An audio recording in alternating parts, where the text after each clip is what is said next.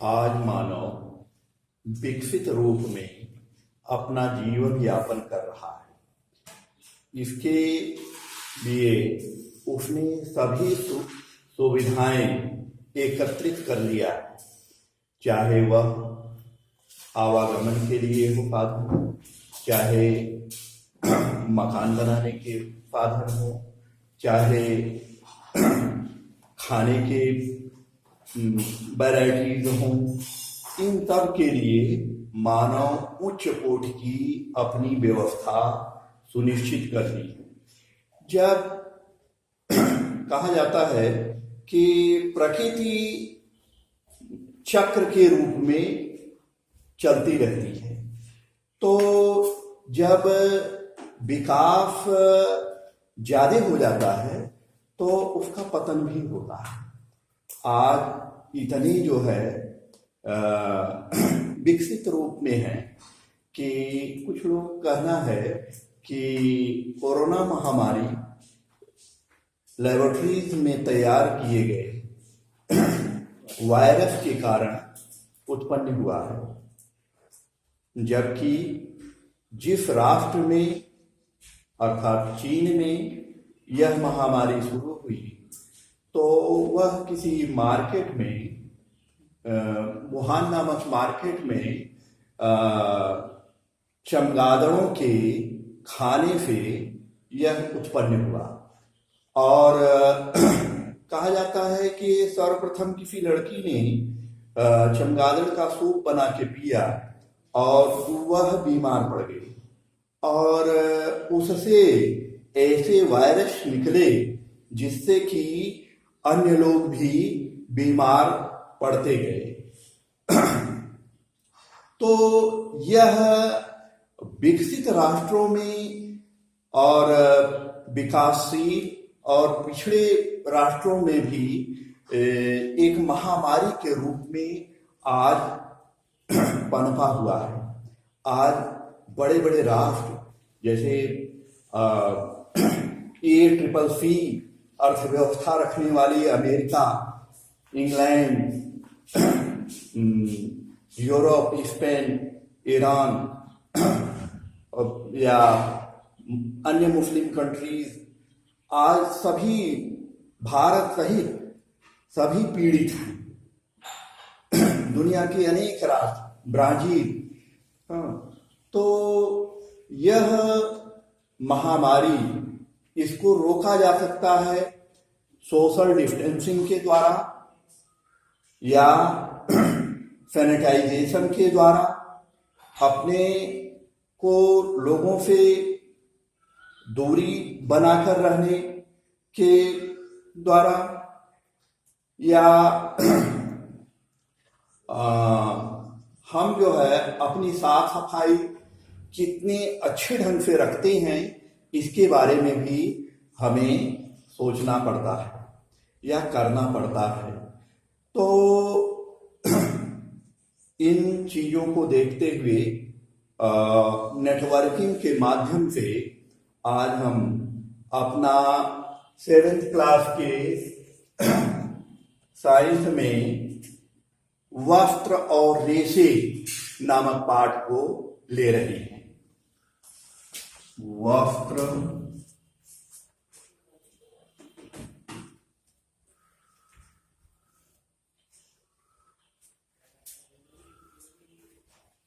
एवं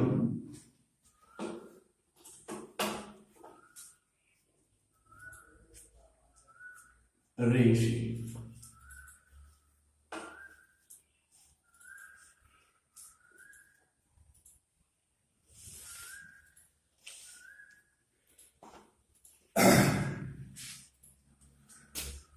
वस्त्र मानव जीवन की मूलभूत आवश्यकताओं में से एक है। बिना वस्त्र के हम अपनी जिंदगी का अनुमान लगाना असंभव समझते हैं वर्तमान समय में। हाँ, अपने देश में कुछ ऐसे भी लोग रह रहे हैं जो दिगंबर रहते हैं, लेकिन जन सामान्य वस्त्र अवश्य पहनता है। तो वस्त्र सबसे पहले जंगलों में आदमी रहता था तो वह पेड़ों की छाल या पत्तों से अपने को ढक लेता था। ऋतुओं के आधार पर वह वस्त्रों को बनाया। सबसे पहले हम लेते हैं कि किस प्रकार से वस्त्रों का निर्माण किया जाता है। तो वस्त्र आधुनिक युग में तो बड़ी बड़ी फैक्ट्रियों में वस्त्र बनाए जाते हैं और उसे जो है पूरे देश में या पूरी दुनिया में सप्लाई किया जाता है। इस प्रकार वस्त्र तैयार करने के लिए पहले उसके तंतु तैयार किए जाते हैं। तंतुओं को तैयार करने के लिए अब जैसे मान लीजिए कि हमें ऊनी वस्त्रों को तैयार करना है। जाड़े के दिनों में ऊनी वस्त्र बहुत आवश्यक होते हैं। ऊनी वस्त्र अधिकतर हिंदुस्तान में कश्मीर के अंगोरा बकरी या भेड़ों के माध्यम से ऊन प्राप्त किए जाते हैं और उससे जो है वह सूत बनाए जाते हैं और सूत बना करके वस्त्रों को बनाते हैं। तो सबसे पहले यह हम जानना चाहते हैं कि समझना चाहते हैं कि ऊन वास्तव में है क्या। उस ऊन जो है वह मानव जीवन में बहुत ही आवश्यक वस्त्रों में माना जाता है। यह ऊष्मा का कुचालक होता है। ऊष्मा को रोक करके यह न तो हमारे शरीर के ऊष्मा को बाहर जाने देता है और बाहर की ठंडी को अंदर आने देता है। तो इस तरह से जब ऊनी वस्त्र हम पहनते हैं तो ऊष्मा रुकती है और उसके आदान प्रदान में अवरोध होने के कारण हमारा शरीर गर्म रहता है। तो यह ऊन जो है आज सबसे अच्छे ऊनों में कश्मीरी ऊन, जो कश्मीरी अंगोरा बकरी और भेड़ों से प्राप्त किया जाता है। तो इससे सूत बनाए जाएंगे। सबसे पहले सूत बनाते हैं तो पहले बकरी के या भेड़ों के ऊन को काट करके उनके रेशे को काट करके उसको गर्म पानी में या अन्य विधियों गर्म पानी में उसको गर्म करती हैं और जब वह गर्म हो जाता है उसको जो है केमिकल्स डाल करके मिलाती हैं।